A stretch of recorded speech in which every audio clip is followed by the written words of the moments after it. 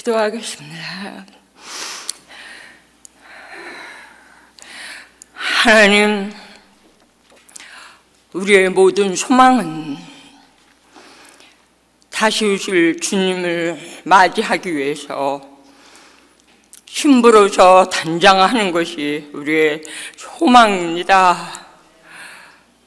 이것 때문에 주의 종을 통해서 저희들에게 그렇게 해산의 수고로 말씀을 긴 세월 동안 양육해 주셨고, 이제는 생명수, 이 작은 생명수 교회를 통해서 생명의 복음을 가난한 나라부터 증거하게 하시기 위해서 이렇게 주의 종과 선교팀이 외국으로 이렇게 정말 바쁜 일정으로 많이 지금 나가서 복음을 증거하고 있는 이런 모든 것을 볼 때 너무도 때가 임박했기 때문에 어서 속히 신부 단장하며 주님을 맞이할 수 있는 준비를 하게 하시기 위해서 이렇게 하나님께서 급하게 일을 하시는구나 하는 것을 보게 됩니다. 하나님, 이제 또 해외에 태국에서 오늘까지 일정을 이제 마치실 동안 분명히 그곳에서도 이 마지막 때의 생명의 말씀을 듣고 잘 양육받아서 속히 추수할 일꾼을 정말 얻으시는 역사가 정말 있을 줄을 믿습니다. 하나님, 또 태국에서 또 스리랑카로 가실 때에 이런 모든 일정, 모든 선교팀이 그 모든 일정과 하나님의 은혜로 천국 복음이 이게 천국 열쇠로 주의 종을 통해서 또 열어주셔서 또 복된 정말 추수할 모든 소식을, 이렇게 기쁜 소식을 정말 이렇게 가지고 오실 줄 정말 믿습니다. 하나님, 감사합니다. 저희들은 지금 이렇게 교회에 남아있는 저희들은 아직 나가지는 못했어도 정말 기도로 동참하며 이렇게 함께 할 수 있도록 도와주신 은혜를 하나님 앞에 감사드리며, 오늘 이렇게 절야 때 정말 이렇게 소중한 시간인데 하나님, 정말 어떤 말씀을 어떻게 전해야 될지 나눠야 될지 정말 모르겠습니다. 그러나 이렇게 하나님께서 감동을 주시는 대로 정말 말씀을 함께 나누며 우리 자신을 볼 수 있도록 도와주시었길 바라오며, 이 모든 은혜를 하나님 앞에 감사드리며 예수님의 이름으로 기도드립니다. 아멘. 오늘 하나님의 말씀은 갈라디아서 4장 19절입니다. 우리 그 말씀을 다 같이 합독하시겠습니다. 시작. 나의 자녀들아, 너희 속에 그리스도의 형상이 이루기까지 다시 너희를 위하여 해산하는 수고를 하노니. 아멘. 이 말씀은 사도 바울이 갈라디아 교회 교인들에게 하신 말씀입니다. 갈라디아 교인들에게, 그 갈라디아 교회 교인들의 그 마음, 그 속에 그리스도의 형상이 이루기까지 다시 너를 위하여 해산하는 수고를 하신다 하는 이 말씀을 이렇게 정말 사실 오늘요, 이 철야를 진작에 오늘 철야를 하라고 좀 이렇게 말씀이 떨어진 건 진짜 알았는데요. 오늘 저녁 때까지 도무지 생각이 안 나요. 그래서 오전에 1시, 2시 이상 이제 미국에 줌으로 공부하고 이제 좀 눈이 피곤하니까 좀 쉬어야 되겠다 하고 눈을 감고 있었어요. 근데 오늘 철야인데 저는 어떻게 해야 되죠? 아무리 물어도 응답이 없어요. 그래서 하나님, 저 어떻게 해요? 그러고 깜빡 눈 감고 있다 탁 뜨니까 5시 반이에요. 그래서 이제 그때 5시 반이라 그때부터 하나님 어떤 말씀을 주실 거예요. 그때는 바로 이 말씀이 생각이 나는 거예요. 갈라디아 교인들에게 해산의 수고를 하신다는 그 말씀이 딱 해서 주의 종 마음이 바로 이거구나. 그게 이제 딱 오면서 제 마음에 어떤 생각이 드냐면 로마서 1장에 보면은 사도 바울이 로마에 가기를 그렇게 원했습니다. 로마 교회 교인들이 진리를 사모한다는 소식을 듣고 그렇게 로마에 가서 그 사람들에게 사도 바울이 만난 그리스도를 전하고 싶어서 그렇게 가고 싶어서 내가 로마에 가기를 원하는 것이 너희가 모르기를 원치 않는다고 이렇게 말씀했어요. 얼마나 사모했어요. 그게 바로 주의 종의 마음일 거예요. 그리고 로마서 15장에 보면은 이제 이 지방에 내가 일할 곳이 없으므로 내가 서마나 이제 스페인에 갈 때에 가다가 이제 로마에 이제 들리기를 원한다 하는 또 그런 말씀이 또 한번 생각이 나는 거예요. 그러니까 바울은 그게 로마에 가기를 원했던 것처럼 오늘 주의 종께서 제가 이렇게 목사님을 만난 때를 생각해 보니까 올해가 아마 24년인 것 같아요. 내년이면 25년째 들어가겠죠. 그러면 그때부터 설교 들은 내용이 지금까지 거의 똑같아요. 반복해서 나눠주신 것이 똑같습니다. 하나도 다른 게 없어요. 그러면 어떻게 해야 우리 혼이 거듭이 나고 어떻게 해야 생명을 받느냐 이 초점에 다 창세기부터 계시록까지의 막 그 말씀이 다 함축이 돼 있잖아요. 그런데 들어도 20년 넘게 들어도 질리지가 않는다는 거예요. 참 희한해요. 들으면 들을수록 기쁘고 또 먹어지고 그런 거 볼 때 그러면 저보다 우리 구역예배 때 우리 최인숙 전도사님께서 우리 문두식 목사님께서 우리 한 35년 됐다고 그러셔서 그렇구나. 그럼 우리 김선임 사모님이나 이보배 전도사님 같은 경우 40년이잖아요. 그러면 지금 40년 이후부터 지금까지의 모든 것을 해산의 수고같이 저희들을 양육하셨다는 겁니다. 양육을 하신 그 마음이 막 이해가 되는 거예요. 그런데 이렇게까지 여기까지 딱 생각이 나는데 어떤 말씀이 갑자기 생각이 났냐면 누가복음 14장 어디가 16절부터 24절까지 말씀이 갑자기 생각이 나더라고요. 이 천국 혼인 잔치 말씀은 마태복음 22장에도 있는 말씀인데 오늘 누가복음에 대한 말씀이 생각이 났어요. 그래서 16절부터 24절까지 우리 한 절씩 이렇게 다 뜻을 생각하면서 이제 보겠습니다. 이르시되 어떤 사람이 큰 잔치를 배설하고 많은 사람을 청하였더니 잔치할 시간에 그 청하였던 자들에게 종을 보내어 가로되 오소서 모든 것이 준비되었나이다 하매 다 일치하게 사양하여 하나는 가로되 나는 바칠 사심에 불갑을 나가 보아야 하겠으니 청컨대 나를 용서하도록 하라 하고 또 하나는 가로되 나는 소 5겨리를 샀음에 시험하러 가니 청컨대 나를 용서하도록 하라 하고 또 하나는 가로되 나는 장가 들었으니 그러므로 가지 못하겠노라 하는지라. 종이 돌아와 주인에게 그대로 고하니 이에 집 주인이 노하여 그 종에게 이르되 빨리 시내의 거리와 골목으로 나가서 가난한 자들과 병신들과 소경들과 저는 자들을 데려오라 하니라. 종이 가로되 주인이여 명하신 대로 하였으되 오히려 자리가 있나이다. 주인이 종에게 이르되 길과 산울가로 나가서 사람을 강권하여 데려다가 내 집을 채우라.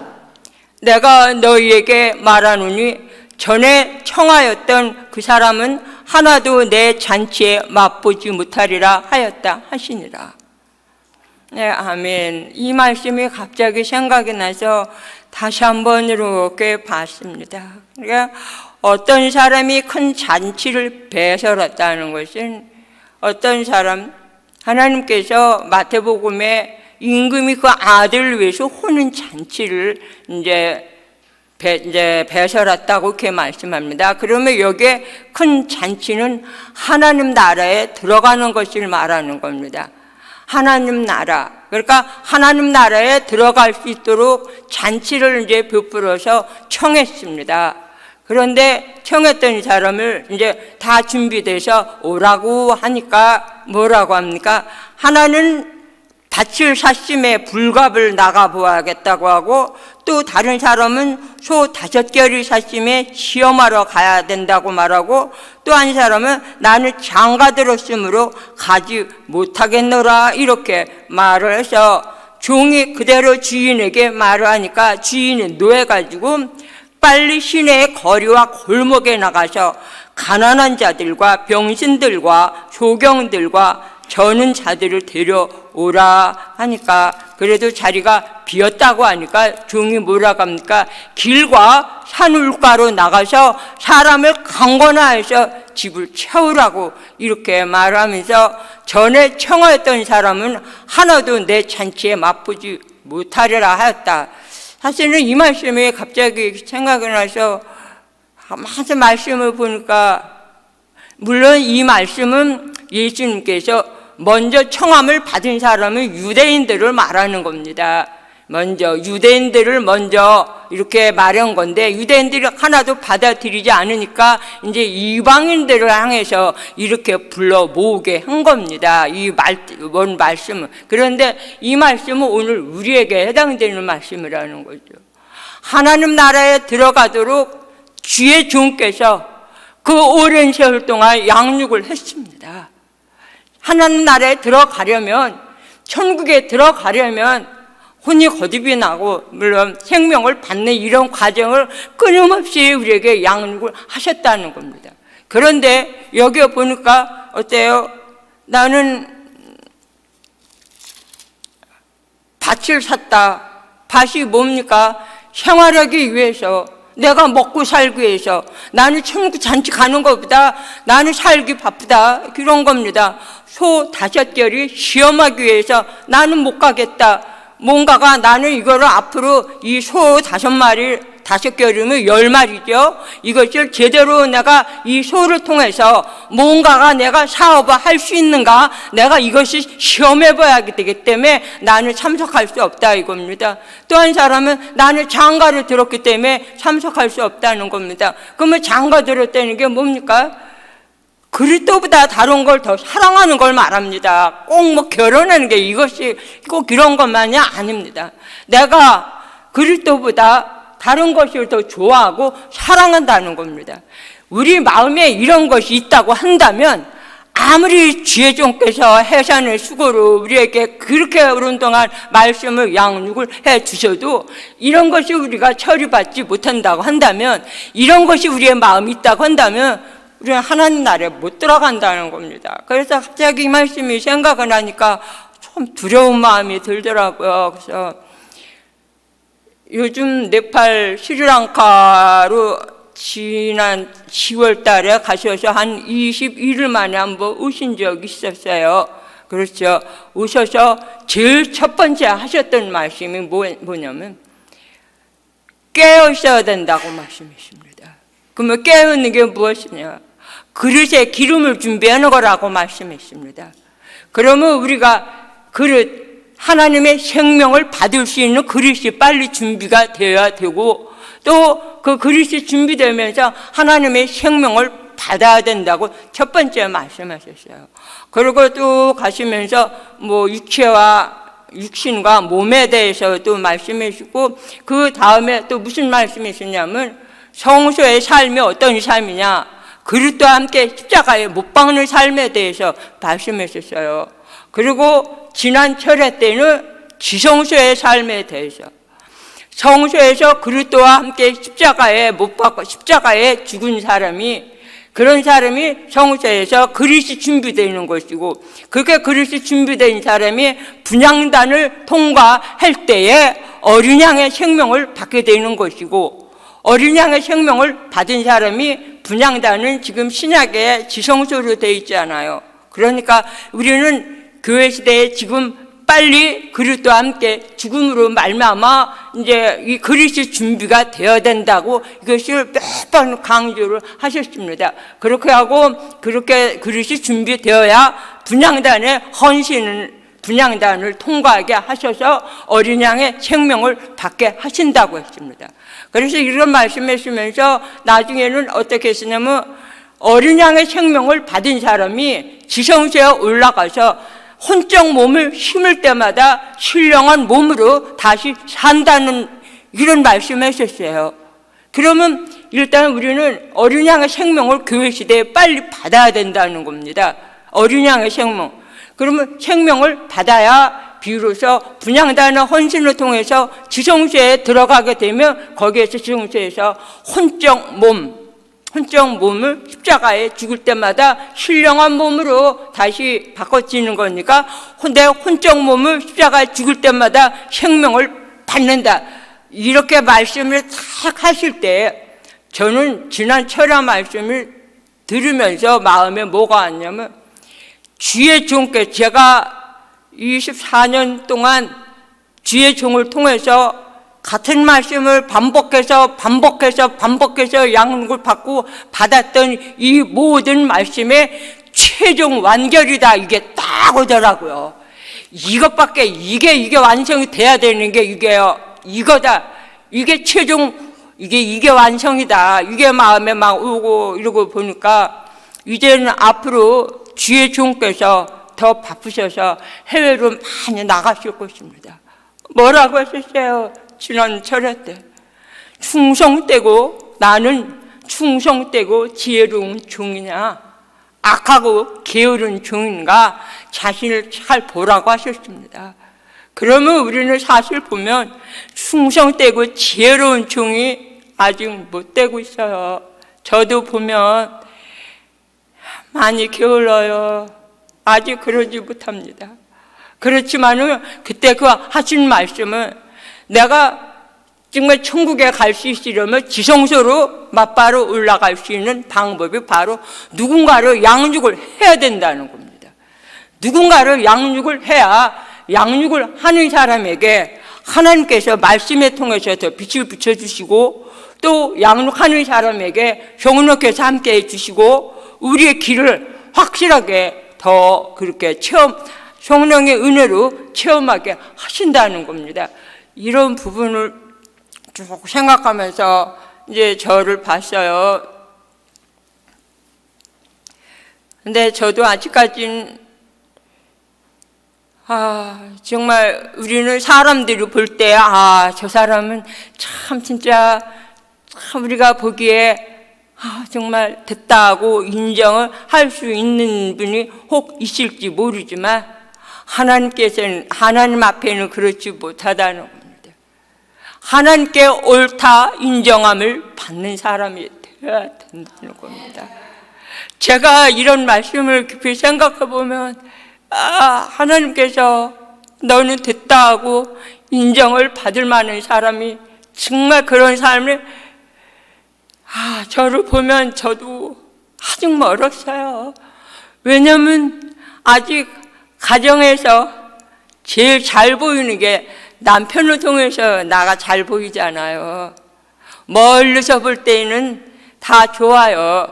저분의 좋은 점을 내가 도전받고, 저분의 부지런함을 내가 도전받고, 저분의 사모함을 내가 도전받고, 이렇게 좋게 보이는데 가정에서 가장 많이 드러나잖아요.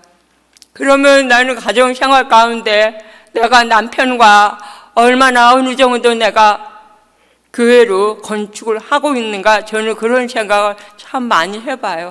뭔가가 말 속에서 좀 트러블이 좀 있을 때 바로 보게 돼요. 근데 저희 가정은 남편과의 관계에서 뭐 이렇게 뭐 짜증내고 뭐 하고 그런 거는 거의는 없어요. 이제 그만한 세월도 흐르면서 말씀도 많이 조금 이제 받고, 근데 이런 것이 비단 저뿐만이 아니고 주의 종께서 저희들 앞서서 좀 더 앞서서 받고 누리고 체험하고 경험한 말씀, 이런 말씀을 앞서서 가시면서 저희에게 가르치잖아요. 그러면 저희들은 그 부분을 말씀을 받고 같이 갑니다. 그런데 보면은요, 지금 현재 생명수 교회가 신앙 성장이 비슷하게 가고 있는 게 보여요. 제가 볼 때는 그렇게 보입니다. 제가 가정에서 남편에게 대하는 모든 아직 제게는 뭐가 남았냐면요, 왜 제가 어떤 거에 대해서 오늘 이런 일이 있었어요 그리고 말씀을 드리면요, 꼭 거기에 대해서 저는 제 말을 좀 이해해 주기를 원하는 마음으로 얘기를 하는데, 남편은요 딱 자르고 그렇게 하니까 그렇죠 이렇게 얘기를 하면은 제가 제 의도는 이게 아닌데 왜 저렇게 말씀을 할까, 아니 왜 그렇게밖에 말씀을 못하나요, 이게 조금 서운한 게 조금 이렇게 있더라고요. 그런데 그런 걸 통해서 저를 보고 나니까 이 부분 내가 죽어야 되는 거, 이걸 보는 거잖아요. 그래서 하나님, 맞아요, 가정에서 남편 하는 말을 100 파울아요. 맞는 말씀이에요. 단지 내가 원하는 대답을 못 들어서 나는 이런 의미로 얘기했는데 왜 남편은 저렇게 말을 해나, 이 부분에 대해서 내가 왜 꼭 저렇게만 얘기해요, 이런 거, 이게 지금 남았어요. 제게는 아마 그런 부분이 좀 남아있는 것 같아요. 다른 거는 뭐 큰 게 그런 거 없고, 제가 목소리가 좀 크다 보니까 집에서 좀 말대꾸 좀 해주면 좋겠어요. 목사님 부르면은 내가 이래 주시면 좋겠어요. 가만히 있어요. 하시는 일만 하시고 반응이 없으니까 소리를 더 크게 들려야 되고 또 불러야 되고, 그러다 보면 목소리가 이래야 되고, 그거가 남들이 들을 때는 짜증나게 아마 들릴지도 몰라요, 이런 부분에. 그런데 이걸 어떻게 할까 그러면서도 아직 제가 남편에 대한 것을 아직 다 이해를 못하는구나, 이것도 저에게 지금 남아있는 과정 가운데 있습니다. 이제 그런 가운데 있고, 또 제가 어제 새벽에 간증을 했나 모르겠네. 어제 새벽에 했나 그저께 했나 생각이 잘 안 나. 그저께였어요? 그저께도 갑자기 간증했느라고 갑자기 해서 그때 막 생각이 나서 그러는데, 자, 확실히 하나님의 말씀을 나누니까 말씀 통해서 빛을 보게 되더라고요. 얼마나 감사한지 몰라요. 그래서 마태복음 8장 1절부터 17절까지 4가지를 예수님께서 말씀하셨습니다. 첫 번째는 문둥병. 문둥병은 이스라엘을 대표하고, 문둥병은 예수님께서 손으로 만져서 고쳐주시고, 두 번째 중풍병자는 백부장, 자기 하인의 병을 고쳐달라고 하잖아요. 이게 중풍병은 이방인을 대표하는데 이방인에게는 말씀으로 고쳐주셨고, 세 번째는 베드로의 장모, 열병을 든 베드로의 장모를 손으로 만져서 고쳐주셨는데, 베드로의 장모, 우리 그런 말씀 요거 한 절만 좀 확인해 보겠습니다. 마태복음 8장 14절 15절입니다. 우리 다 같이 합독하시겠습니다. 시작. 예수께서 베드로의 집에 들어가사 그의 장모가 열병으로 앓아 누운 것을 보시고 그의 손을 만지시니 열병이 떠나가고 여인이 일어나서 예수께 수종들더라. 베드로 장모가 열병이 났는데 예수님께서 그 손을 만지시니까 열병이 떠나갔는데 뭐라고 하세요? 여인이 일어나서 예수께 수종들더라. 열병을 고침 받은 여인이 예수께 수종들더라는 건 예수님을 따르는 것을 말씀한 거예요. 이제 예수님을 쫓아다니는 거죠. 예수님을 믿게 된 겁니다. 예수님을 이제 만난 겁니다. 그리스도를 만난 겁니다. 그렇다면 이 베드로 장모의 열병을 고쳐주신 것은 무엇을 말씀했냐면 유대인들은 예수님 재림에 오실 때에 그 재림에 오시는 예수님을 보고 우리가 2000년 전에 그렇게 십자가에 못 박혀 죽인 바로 예수가 그리스도구나 하는 것을 알고 그리스도를 믿게 된다는 것을 예표로 대표로 보여주신 것이고, 네 번째는 뭐냐면 많은 귀신 들린 자와 이제 병자들을 고치셨다는 말씀이 우리 16절 한 절만 보시겠습니다. 네. 합독하시겠습니다.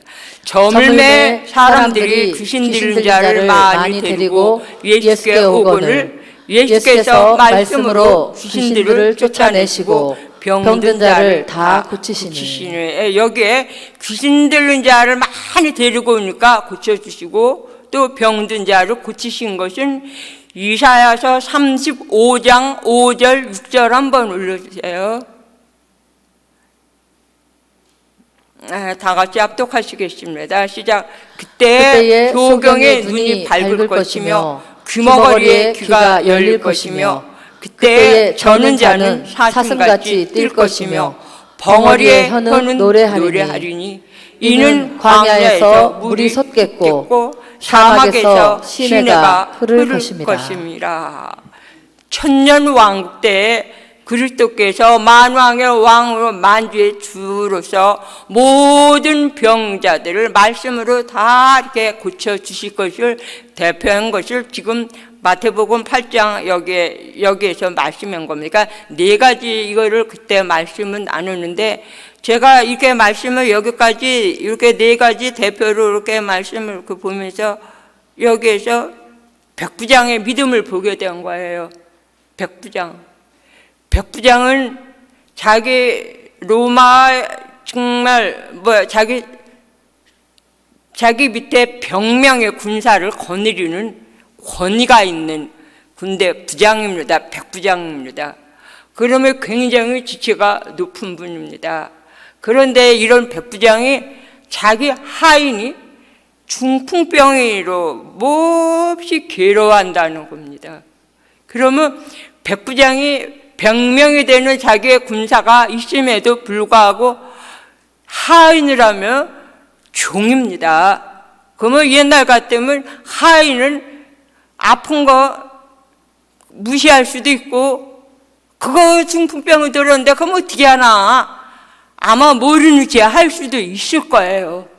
그런데 백부장은 자기 하인을 그렇게 사랑했기 때문에 그 하인이 중풍병을 들은 게 너무 마음이 아파서 주님 앞에 나와서 이렇게 말합니다. 내 하인이 중풍병으로 집에 누워 몹시 괴로워하나이다 하고 이렇게 주님께 말씀할 때 드렸을 때에는 이 말씀에 얼마나 애절했으면 얼마나 애절했겠어요. 내 하인은 지금 몹시 아파서 저렇게 괴로워합니다. 우리 하인을 고쳐주십시오 했을 때에 주님께서 백부장의 그 하인을 사랑하는 그 마음을 보시고 뭐라고 했어요? 내가 가서 고쳐주리라 그랬다는 겁니다. 그럴 때 이 백부장이 뭐라요? 주여 내 집에 오시면 나는 감당치 못하겠습니다 하면서 나도 남의 수하에 있는 사람이니 나에게도 내가 부하가 있으니까 내가 부하 보고 가라 그러면 가고 오라 그러면 올 것입니다. 그러니까 말씀만 하셔서 그러니까 예수님께서 깜짝 놀라셨어요. 이스라엘 중에서도 이럴 만한 믿음이 있는 자를 내가 못 봤다고 하시면서 내 믿음대로 될지어다 하니까 하인의 병이 낫다는 겁니다. 저를 그때 그 말씀을 나누면서 백부장의 그 마음, 그 병든 하인이 그 중풍병, 대개 중풍병을 누가 부축을 해주지 않으면 거동을 할 수가 없나. 얼마나 이게 마음이 아프겠어요. 그렇게 자기 하인을 사랑했다는 겁니다. 그러면 그 하인을 그 사랑하는 마음으로 간구할 때에 말씀만 해도 낫겠나이다 이렇게 할 때 낫다는 거예요. 우리 입장을 바꿔서 생각하면 내가 아파서 주님 앞에 나가서 막 주님 앞에 이렇게 간구하는 것과 여기 보면 9장에 보면 눈먼 소경이 둘이 자유제 자손이야 우리 불쌍히 여겨달라고 주님 앞에 나왔을 때 소경 눈을 고쳐주셨고, 또 보면 혈루중 앓은 여인은 예수님의 옷자락만 만져도 병이 날 믿음이 있었기 때문에 이방인이라 예수님한테 섣불리 갈 수가 없었어. 사람들이 많으니까 몰라 그 마음이 얼마나 낳고 싶으면 이방인이잖아요. 갈 수가 없어요. 그러니까 몰라가서 예수님 옷자락을 딱 만질 때에 다른 복음에서 누가 내 옷을 만졌느냐 이렇게 말씀이 있어요. 그래서 그 믿음을 보시고 고쳐주셨는데, 그런 사람들은 본인의 병 낫기 위해서 나온 거지만 백부장은 그게 아니고 하인의 병을 위해서 고쳐달라고 그 간청했던 그 마음이 오늘 우리에게도 있어야 되겠구나. 그런 게 마음에 오는 거예요. 그렇다면 내 주위에 물론 아프신 분들을 위해서도 이런 믿음을 가지고 이런 마음을 가지고 그렇게 정말 하나님 앞에 믿음을 가지고 간구할 때 물론 주의 역사가 일어날 것이며, 만약에 그렇게 병든 사람이 아니라 할지라도 우리는 다 병든 자예요. 어떻게 보면 내 남편, 내 아내, 내 자녀, 아직 교회를 나오지 않는 내 자녀나 아직 나오지 않은 우리 시어머니나 부모가 다 병든 사람입니다. 그러면 내가 그런 분을 볼 때에 그렇게 정말 백부장이 정말 하인의 병을 정말 주님 앞에 그렇게 간청했던 그런 마음이 오늘 우리에게도 있어야 된다는 거죠.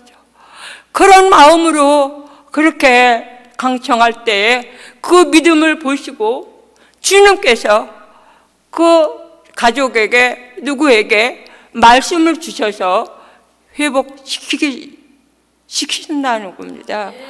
이렇게 그 말씀을 그때 이게 막 비추면서 맞습니다 하나님. 근데 오늘 우리에게는 사랑이 없어요. 저에게도 사랑이 없어요 하나님. 정말 저 사랑이 없습니다. 정말 이렇게 고백이 나오더라고요. 그래서 이렇게까지 딱 생각을 해보니까 그때부터 교회에 아픈 분들이 하나 둘씩 생각이 나는 거예요. 생각이 나면서 요즘 기도 모임에 어떤 아픈 분들 많이 올라왔잖아요.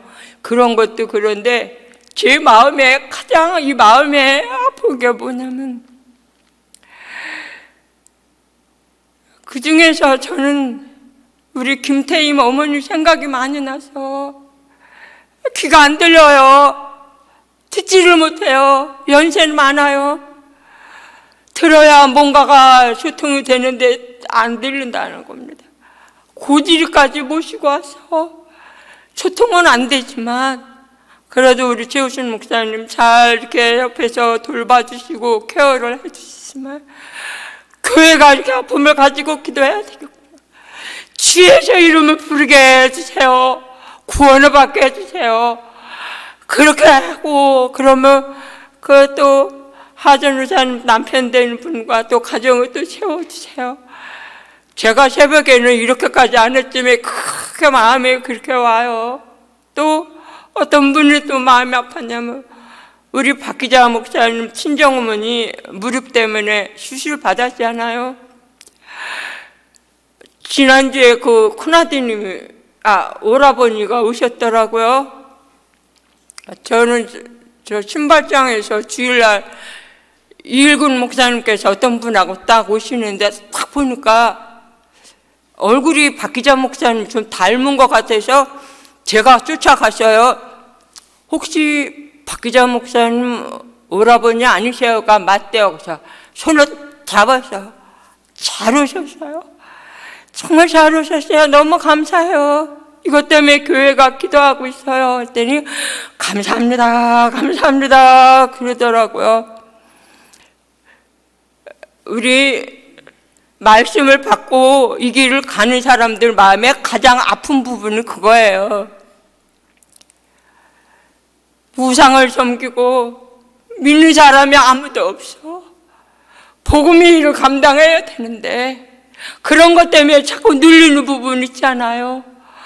아, 이런 것도 교회가 함께 기도해야 되겠구나 하는 그런 마음이 참 많이 왔습니다. 그래서 그리고 이제 아프신 분들 병을 하나님께서 하나님 방법대로 다 고쳐 주실 거니까 그대로 그렇게 믿고 그렇게 기도하고 이제 그렇게 그런 마음으로 말씀을 보면서 참 그 생각이 좀 났습니다.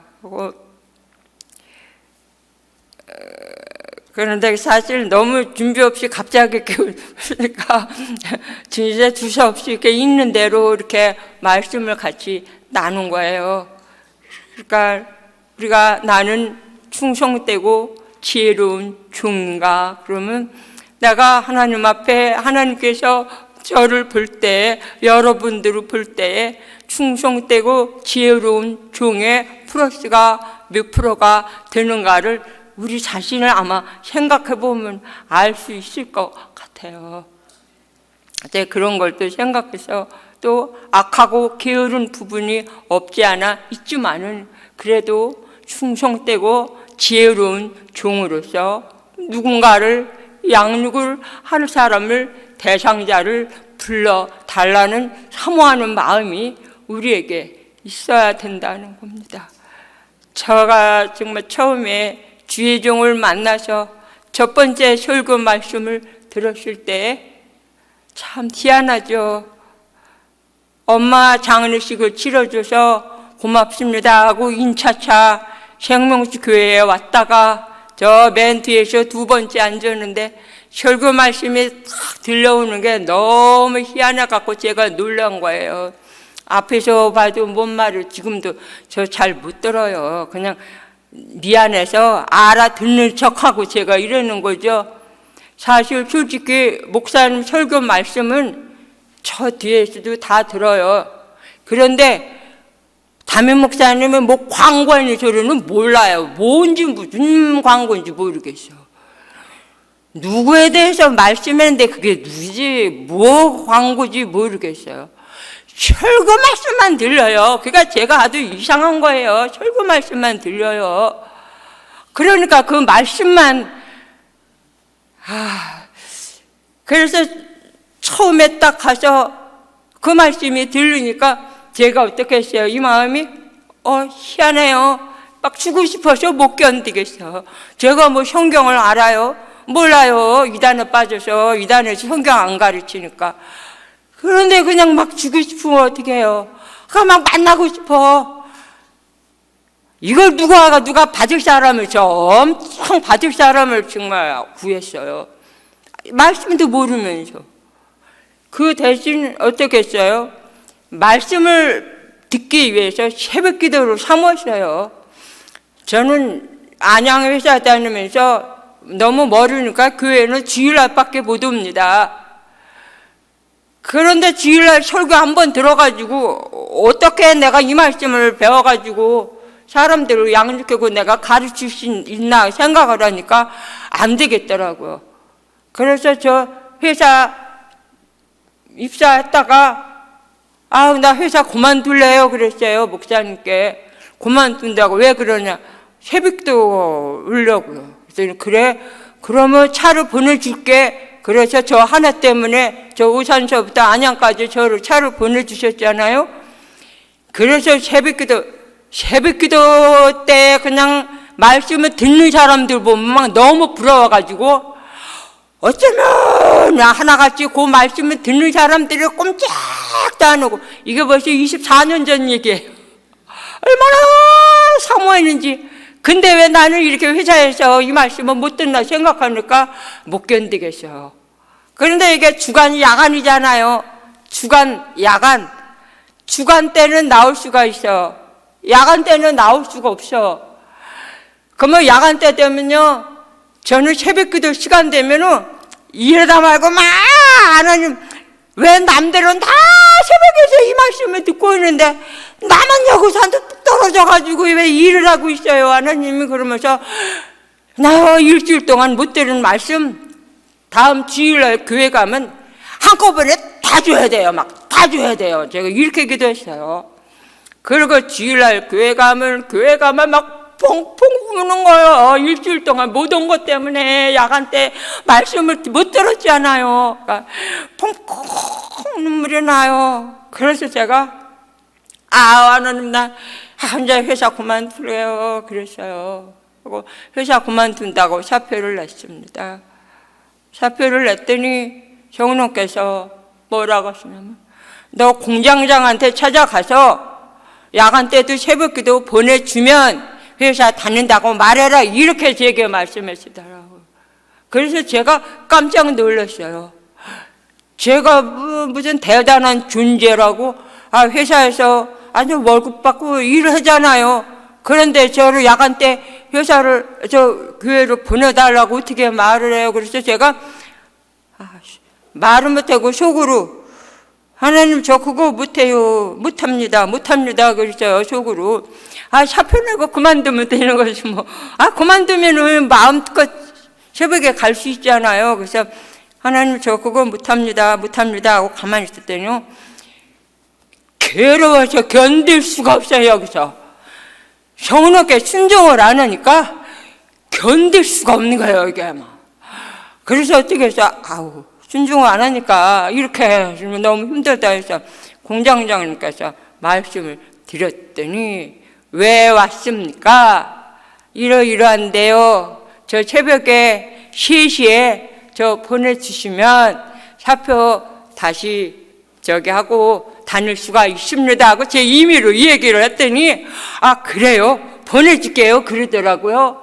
그래서 새벽기도를 오게 된 거예요. 저는 이 말씀을 배우고 있어요. 그런데 그때는요, 말씀을 들으면요, 듣는 대로 먹어지고 말씀에 대해 순종이 그렇게 잘 돼. 저는 그래서 그때 받은 말씀 많이 들었고 그 말씀을 붙잡고 기도를 하면 그 말씀이 이루어지더라고요.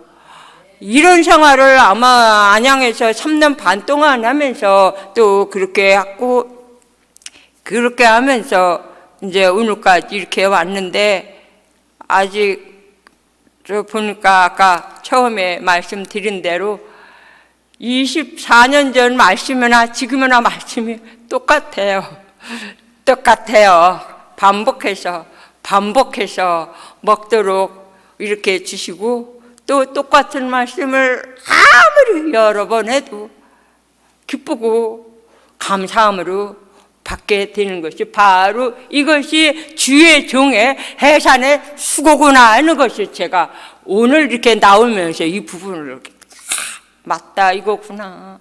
해산의 수고라는 것은 그 사람들, 이게 보내주신 양떼들에게 말씀을 먹게끔 해주는 것이 해산의 수고며, 오늘 이렇게 해서 이렇게 여기까지 왔구나 하는 것을 이제 보게 됐습니다. 그래서 정말 저도 충성되고 지혜로운 종으로서 정말 사모하며 이렇게 가기를 원합니다. 그런데요, 지금 각 분야로 우리 말씀을 증거하잖아요.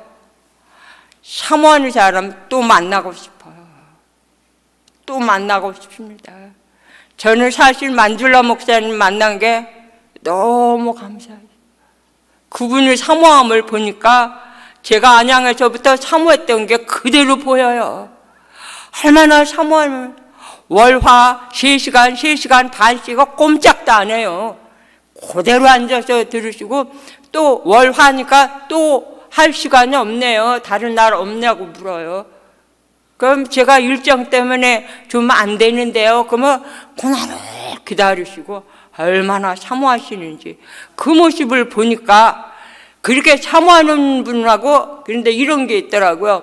상대가 사모하는 것만큼 말씀이 성령께서 빛을 더 비춰주시고 성령께서 도우시고 성령께서 은혜를 주시고 그게 확실히 그런 게 있더라고요. 그래서 제가 이번에 이런 것을 보면서 정말 얼마나 감사한지 몰라요. 그러니까 오늘 우리는 여기 계신 우리 생명수 교회는 다 이미 준비가 다 됐다고 봅니다. 다 돼 있어요. 어디로 가도 다 그렇다고 뭐 6과목을 다 알고 뭐 이러는 것은 이제 더 배우고 그럴 문제지만 오늘 내가 받고 이 말씀을 받고 내가 얼만큼 양육 받았는가 이거를 나눠주는 게 바로 충성되고 지혜로운 종으로서 양육을 하는 거랍니다. 하는 것이라는 겁니다. 그러니까 또 그래서 우리 모두가 정말 분발해서 그렇게 충성되고 지혜로운 종으로서 정말 그렇게 양육할 대상자를 또 만나게 해달라고 또 이렇게 간절히 우리 정말 기도하면서 이렇게 함께 정말 나갔으면 참 좋겠습니다. 네, 감사합니다. 그럼 우리 이제 찬양하겠습니다. 찬양.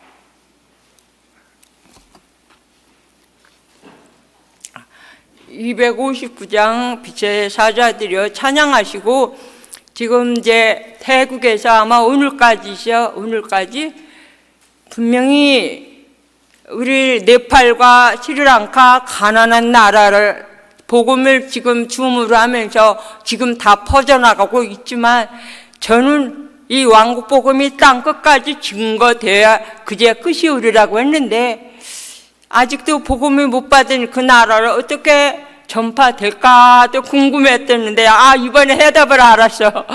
태국에 우리 유엔 참전용사 이용란 원장님을 통해서 해외로 복음이 증거될 수 있는 길이 열렸고 또 태국에서 그런 분들에게 목사님께서 또 말씀을 전해주셨고 그러니까 그 해외로 앞으로 우리는요 어쩌면 목사님을 통해서 설교 말씀을 앞으로 많이 들을 기회가 없을지도 모르겠다는 마음이 좀 오더라고요.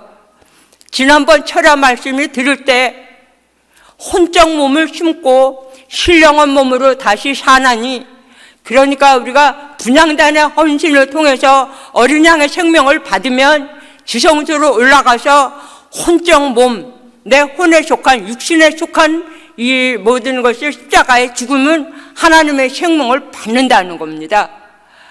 그 말씀하실 때 딱 여기까지가 딱 이 말씀이 완전히 종결이 이게 딱 이것까지다 이게 딱 오면서 그러면 뭐라고 했어요? 천국 가는 길이 이게 지성에서 올라가는 길이 어렵다고 생각하지 말라고 했어요. 어려운 게 아니라는 겁니다.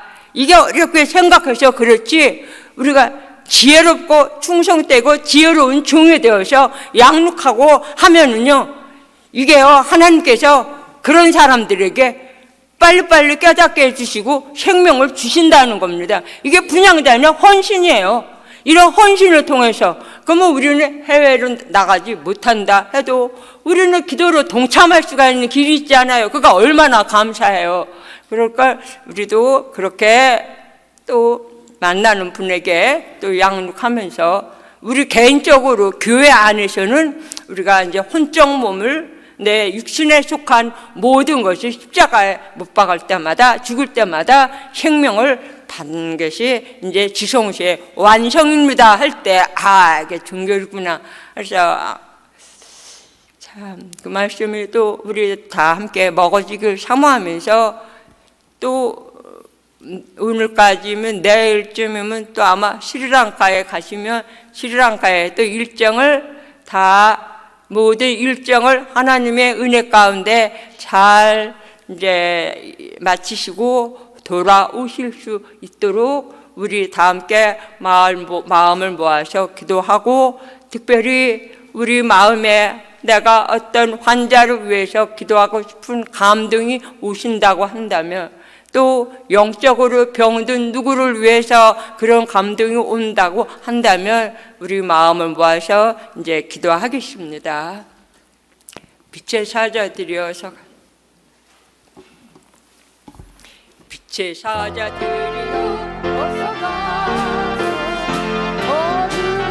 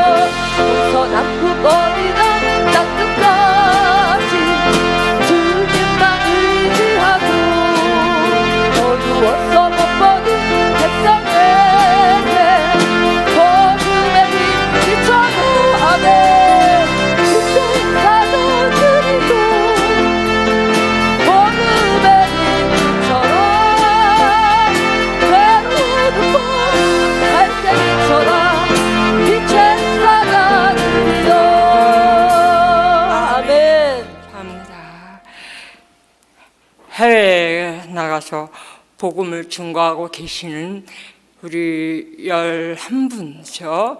윤양진 목사님, 또 최은호 목사님, 또 최서영 목사님, 잘 모르겠네. 최채봉 목사님, 그리고 또 우리 해외 나가신 담임 목사님, 이일군 목사님, 박기자 목사님, 또 누구예요? 송왕선 목사님, 주사랑 디모데, 또 손민영, 이해찬, 홍진정, 그분들은 이제 이분 가운데 나머지 이제 스리랑카 가시는 분은 목사님하고 이일군 목사님하고 박기자 목사님하고 손민영 전도사님은 이제 그렇게 가시잖아요. 이제 여러분 다 아시니까 그 이름을 불러가면서, 그리고 모든 일정을 은혜 가운데 잘 마치시고 알찬 수확을 거두시고 오실 수 있도록 기도해 주시고, 또 우리 12월 14일 날 우리 김승준 전도사님하고 12월 15일부터 며칠까지예요? 21일이요? 아드님 우리 김승준 전도사님하고 또 그 아드님 김종민, 광명교회에서 이제 파송을 한 거지만 참 좋은 기회예요. 얼마나 좋아요. 우리 김승준 전도사님 전할 수 있습니다. 관심이 많으셔요. 충분히 전할 수 있어요. 그러니까 이게 우연이 아닌 거죠. 그러니까 우리도 어느 때 하나님께서 어떻게 보내실지 모른다는 겁니다. 그러니까 빨리빨리 준비해서 우리도 다 함께 나갈 수 있기 위해서, 그리고 다 마음을 모아주고 아픈 환자분에 대해서 특히 기억나는 분 있으면 이름만 한 분 한 분 불러서 다 우리 시간 마음을 모아서 주의 이름을 부르고 기도하겠습니다.